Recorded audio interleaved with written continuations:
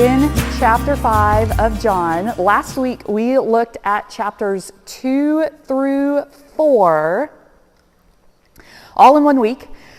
And in those chapters we saw the beginning of Jesus' ministry.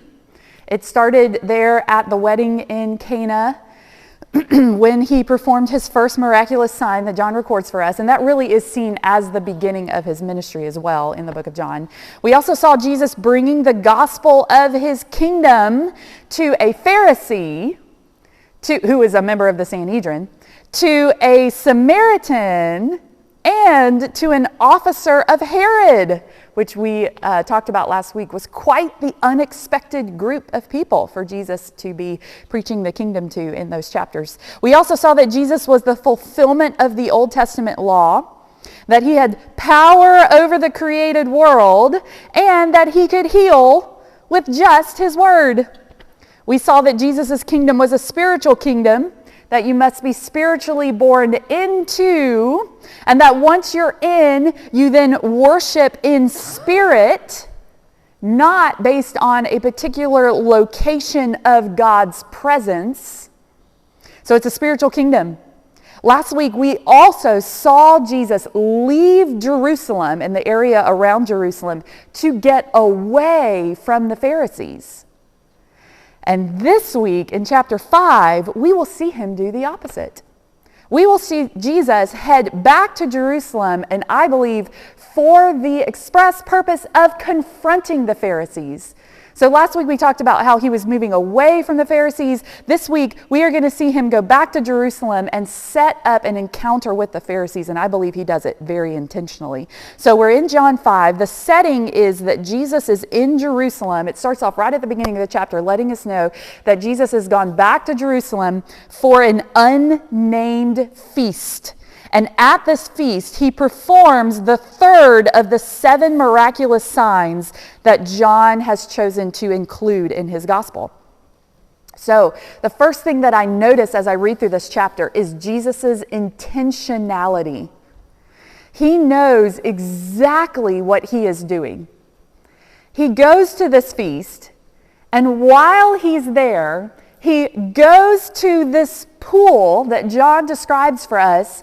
This pool is near the temple. It talks about it being near the sheep gate, which was one of the gates that led you into the city of Jerusalem, and it was close. It was the gate closest to the temple. You can probably imagine why it was called the sheep gate, because at the temple they performed sacrifices, and this is the gate that the sacrifices came through. This is where they brought the sheep into the city.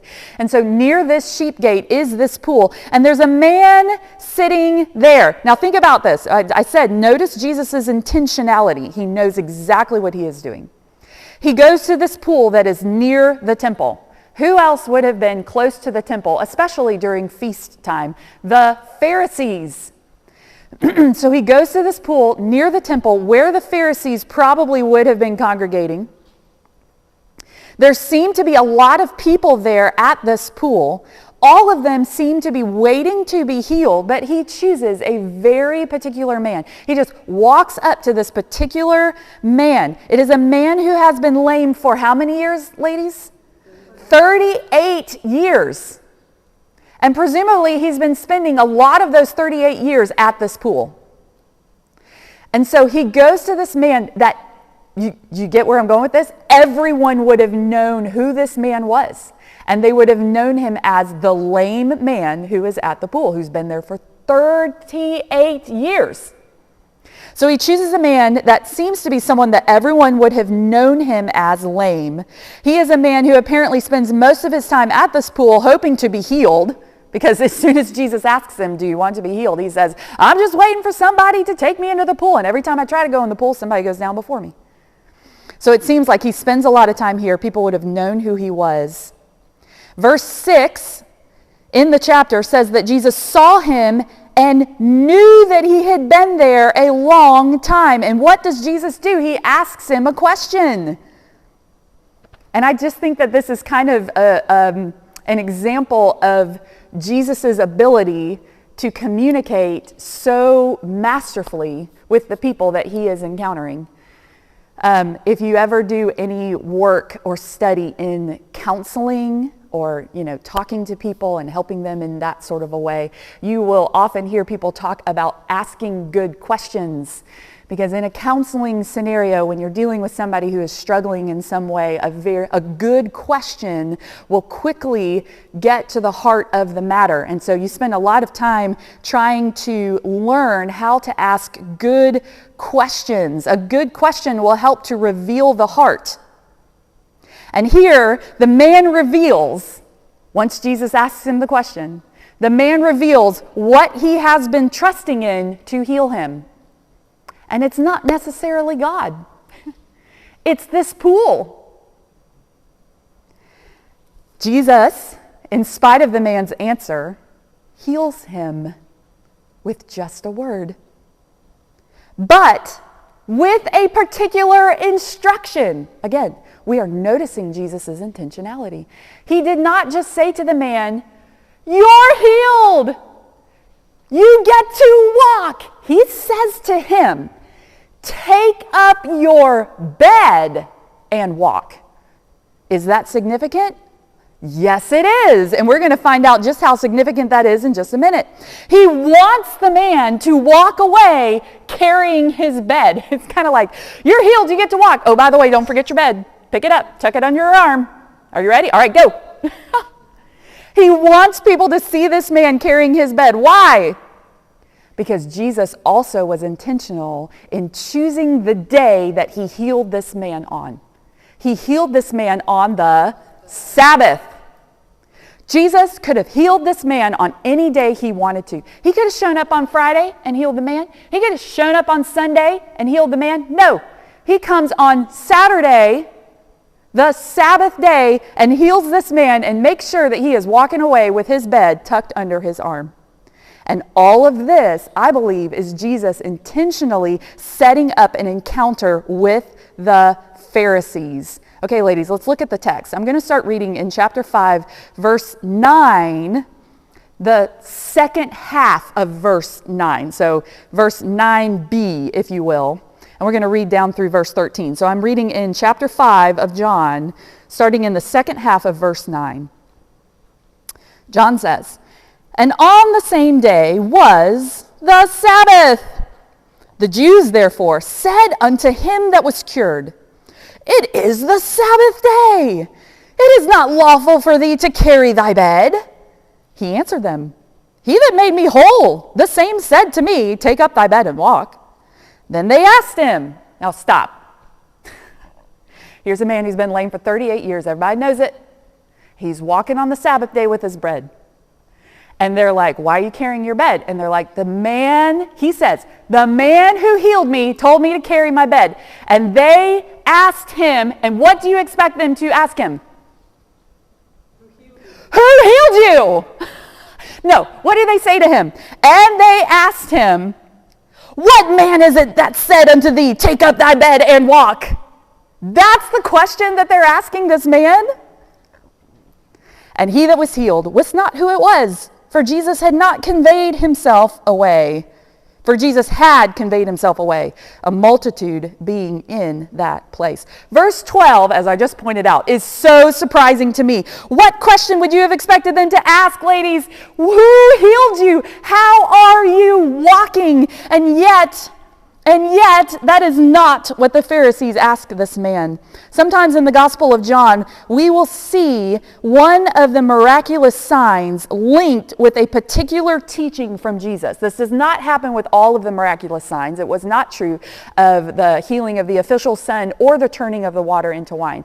But it will be true this week. It will also be true next week when we consider the miraculous sign where he feeds the 5,000. Sometimes in the Gospel of John, John links a miraculous sign with a particular teaching of Jesus because that's what Jesus does. He seems to have used this miraculous sign as a platform to then proclaim something about himself. So when we ask ourselves the question, what does this sign reveal about Jesus? We talked about that last week. We are going to take into account the teaching that John links with the sign.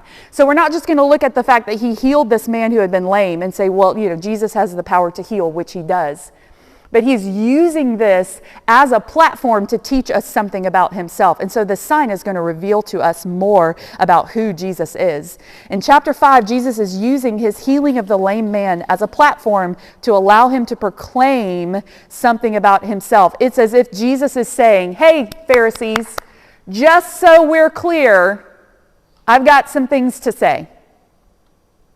But before we look at what Jesus says to the Pharisees, what happens to the man? So what happens to the man? Jesus doesn't just use him and forget about him. Look at verses 14 and 15. Chapter 5, verses 14 through 15. Afterward, Jesus findeth him, that's the man he healed, in the temple, and said unto him, Behold, thou art made whole. Sin no more, lest a worse thing come unto thee. The man departed and told the Jews that it was Jesus who had made him whole.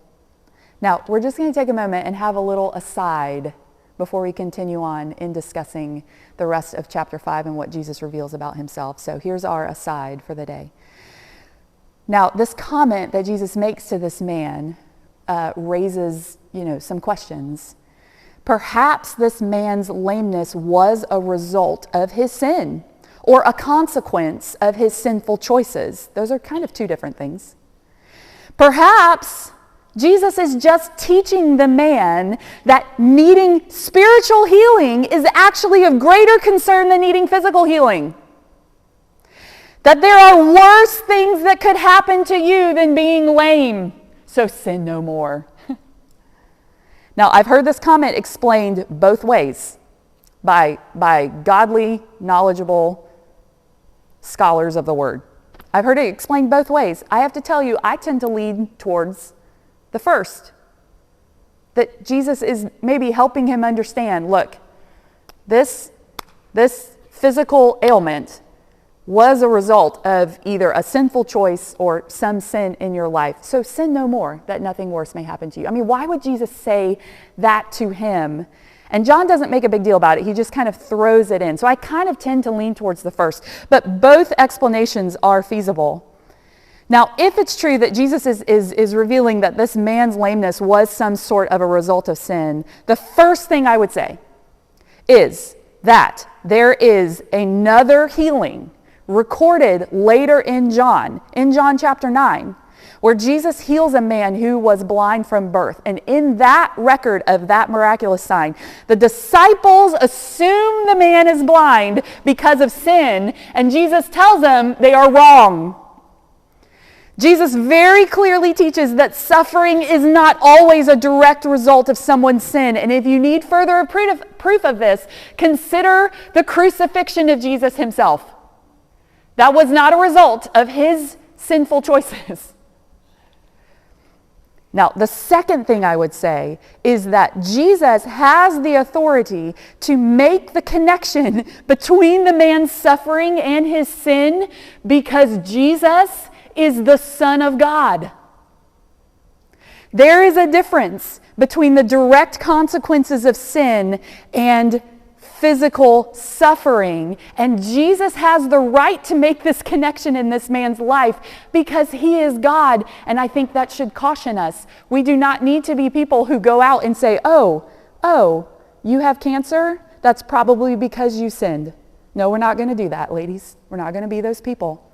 Are you the Son of God? No, you're not. Are we God in any form? No, we are not. It is God who gets to make that connection. Now again, you notice what I said?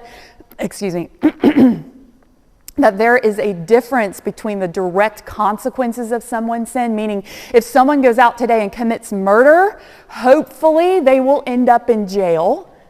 And now their life in jail is, in a sense, a life of suffering, as it should be. And that life of suffering is a direct consequence of their sin. And there's nothing wrong with coming up, ministering to someone who is in prison and saying, look, okay, you're in prison because you sinned.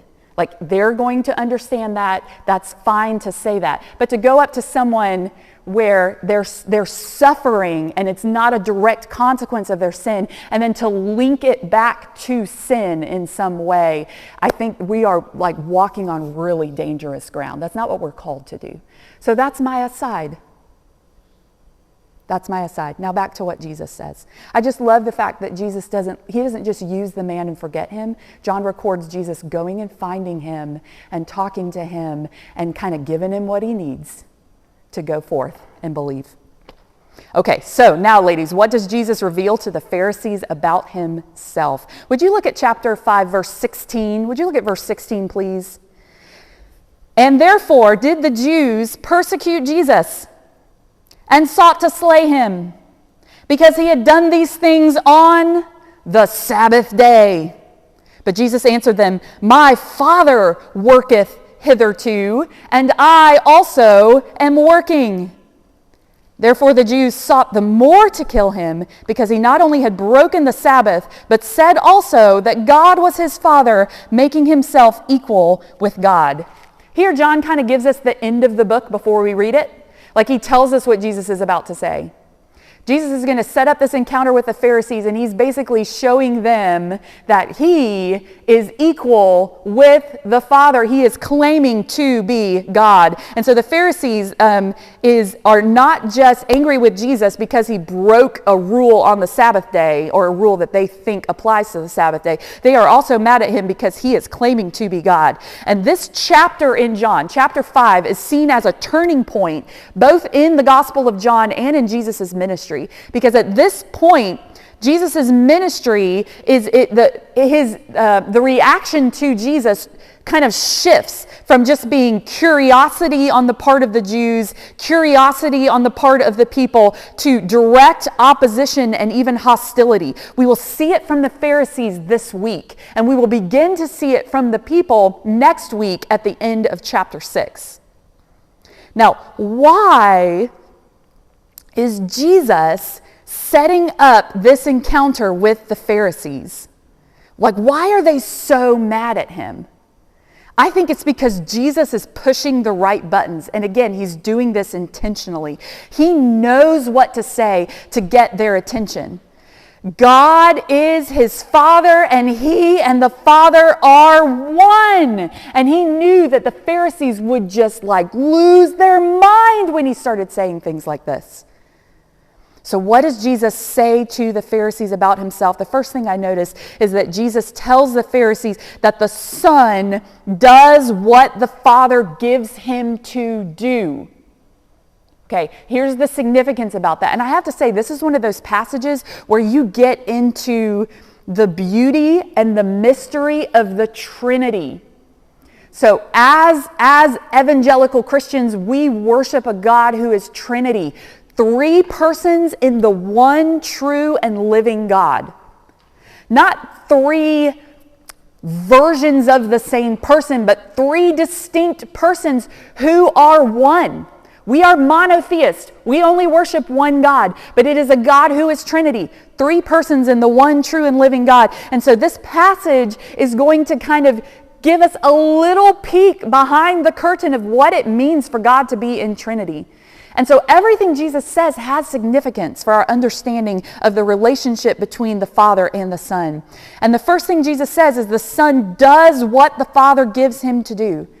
And what this teaches us is that the Trinity has one will. Okay? The Father doesn't have a will, and then the Son has another will, and the Spirit has a third will. They all are accomplishing the same will, and the source of the will is the Father. And so the Father has the will, and then the Son does the will of the Father. The Father is the source. And so if you ever do any reading or studying into Trinitarian doctrine, which I really encourage you all to do, and if it scares you, I have to tell you there's this one book that I have found that is the most lovely and even humorous in a good way and very accessible, meaning like easy to understand. Not that the Trinity is easy to understand. His writing is easy to understand. It's called Delighting in the Trinity. And I don't have this in my notes, I believe it's by a man named Michael Reeves. Reeves, Delighting, and it's not big, it's like Delighting in the Trinity by Michael Reeves. It will encourage you, and it is beautiful. It is a beautiful book. So if you ever do any reading in Trinitarian doctrine, they will talk about the Father as the source. That's kind of the word we assign to the Father in the Trinity. He is the source. He is the fountainhead. And then the Son is the agent. He's the one who goes and accomplishes what comes out of the source. And so the Father is the one who has the will, and the Son is the agent that accomplishes the will of the Father. Now, the second thing that Jesus shows us in this encounter with the Pharisees is that the Father loves the Son. All of a sudden, right in the middle, he says, the Father loves the Son. And this is important even in our understanding of the Trinity, because the Trinity, God, three persons, is the source and origin of love. Love is not a human nature characteristic. It's not part of our nature. We experience love in our world and in our nature because it comes from the source and origin of love, which is God. And so in eternity past, the Father, Son, and Spirit, they have been eternally loving one another, and their eternal love has spilled out through creation. And one day we will live in this eternal love in the presence of God. And do you know what that sounds like to me? That sounds like heaven. And so it's not a one-off that Jesus says the Father loves the Son. He's not talking about a parental relationship. We use these terms of Father and Son, and because the Bible gives us those terms, but then we start thinking of things like an actual earthly parent and an earthly child, and we start to do things with the Trinity that we're not meant to do. The Father loves the Son because the Trinity is the source of love. And then Jesus reveals something else about his relationship with the Father, that the Son does the works of giving life and judging. I think there was a question in your study guide that asked you, what are the greater works that the Father has given the Son to do? And there's two of them. One of them is giving life, raising the dead. And then the second is judgment. And so the Son is doing these works. It is the work of the Son to give life. It is the work of the Son to judge. And then we're told how we should respond to this truth that has been revealed to us. And we're told that we should marvel. And that word marvel means to be astonished. And I kind of looked it up. I looked up where else is that Greek word that's translated marvel in John 5. Where else is that used? And actually it's used in a passage in 2 Thessalonians chapter 1, where it is talking about the Son, the Son coming, Jesus coming in his second coming. I should use the term Son. But the second coming of Christ to the earth. And when he comes the second time, he will come in judgment. And it says in 2 Thessalonians chapter 1 that the believers who have trusted in Christ, when they see him come in judgment, they will marvel. It is the same word. And so we should be astonished. Our jaws should drop as we consider the Son giving life and judging. But then the second response that we are to have to this revealing of truth is not, number one, we should marvel, but secondly, we should honor the Son. And this makes me think of my favorite passage in Philippians 2, when it says that one day, and ladies, that day that it's talking about when it says one day is the second coming of Christ, when he comes again in power to reign. And that day, one day, every knee will bow and every tongue will confess that Jesus Christ is Lord, to the glory of God the Father. Like sometimes I look around in the world that we live in today and I see people shaking their fist in the air at God. And do you know what I think in my head?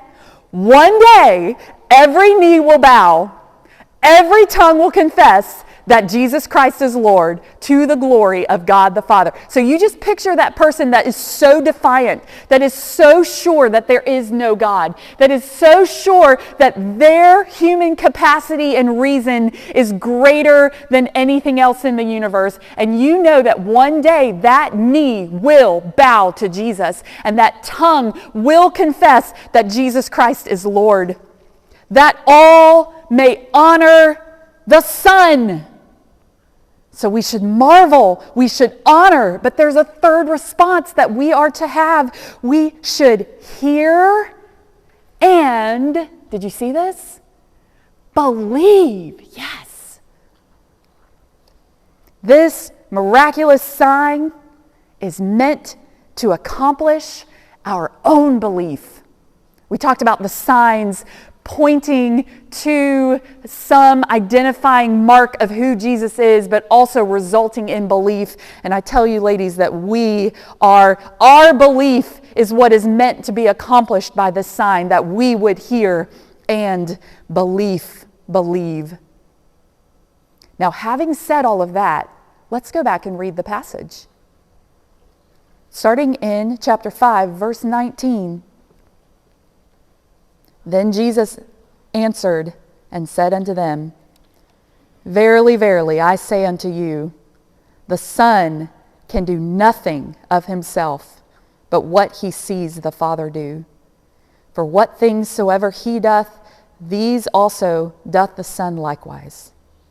For the Father loves the Son, and showeth him all things that himself doeth, and he will show him greater works than these, that ye may marvel. For as the Father raiseth up the dead and quickeneth them, so the Son quickeneth whom he will. For the Father judgeth no man, but hath committed all judgment unto the Son, that all men should honor the Son, even as they honor the Father. He that honoreth not the Son honoreth not the Father which hath sent him. Verily, verily, I say unto you, he that heareth my word and believeth on him that sent me hath everlasting life, and shall not come into condemnation, but is passed from death unto life. Verily, verily, I say unto you, the hour is coming, and now is, when the dead shall hear the voice of the Son of God, and they that hear shall live. For as the Father hath life in himself, so hath he given the Son to have life in himself, and hath given him authority to execute judgment also, because he is the Son of Man. Marvel not at this, for the hour is coming in the which all that are in the grave shall hear his voice, and shall come forth, they that have done good unto the resurrection of life, and they that have done evil unto the resurrection of judgment. What Jesus says to the Pharisees here is earth-shattering for them. And I can picture the Pharisees listening to every word coming out of his mouth and getting more and more agitated. They're starting to think, there's no way this can be true. This man is a liar. He's a blasphemer. So what does Jesus do next? What does he do at the end of the chapter? Jesus gives them proof. Proof by pointing to the witnesses who prove he is who he claims to be. And the first witness he points to is John the Baptist. Jesus calls him a burning and shining lamp and says that you rejoiced in his light. But who was his light shining upon? His light was shining onto Jesus.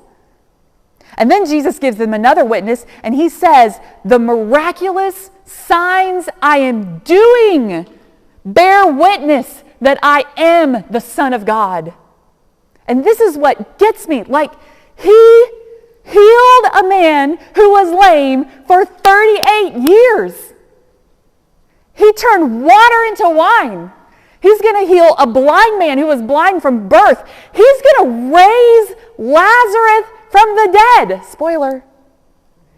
And they're like, nope, will not believe. They're like the kids with the fingers in their ears. La, la, la, la, la. I can't hear what you're saying. I will not believe. What does the man have to do? He says, the miraculous works that I am doing bear witness that I am the Son of God. And then he goes on. He doesn't stop. He says, the Father himself bears witness that I am the Son of God.